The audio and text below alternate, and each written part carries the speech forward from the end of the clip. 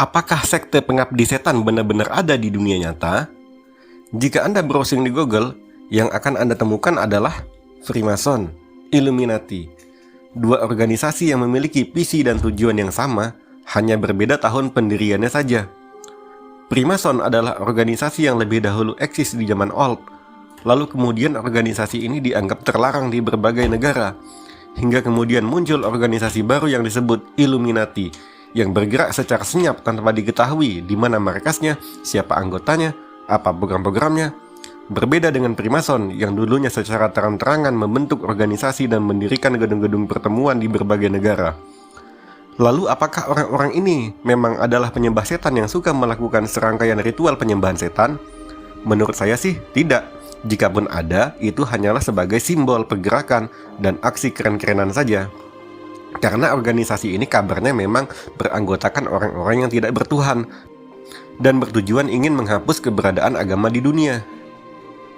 Bahkan disebut-sebut anggotanya adalah orang-orang elit dari pemerintahan dan juga jaringan konglomerasi di dunia yang punya misi membangun tatanan dunia baru yang berbasis materialisme dan bebas dari agama.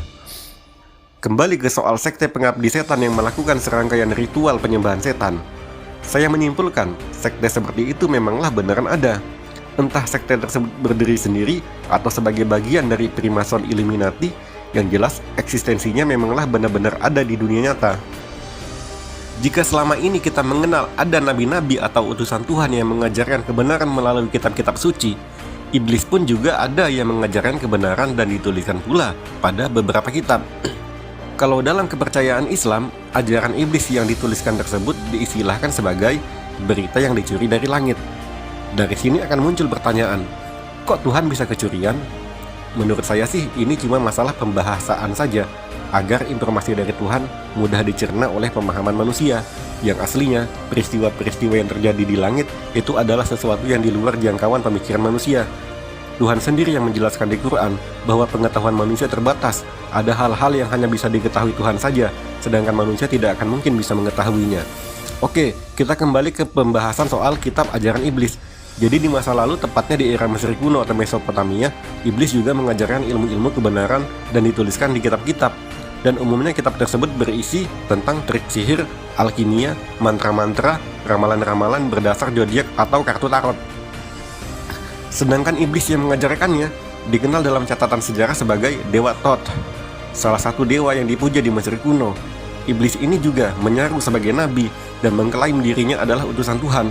Makanya menurut catatan sejarah modern, Dewa Thoth ini kadang disamakan dengan Dewa Hermes Trismegistus atau Nabi Idris, yang pada kitab-kitabnya justru mengajarkan sebaliknya, yaitu tentang monoteisme dan keimanan kepada Tuhan.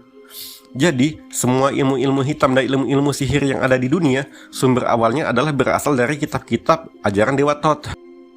Dan para pempraktek ilmu iblis inilah yang kemudian terhimpun dalam sekte-sekte penyembahan iblis.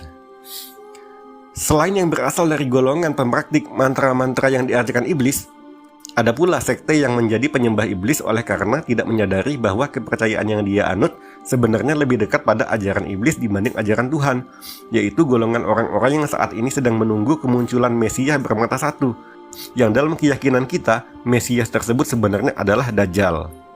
Demikian video kali ini, silahkan like and subscribe agar bisa menonton video-video menarik selanjutnya dari channel ini.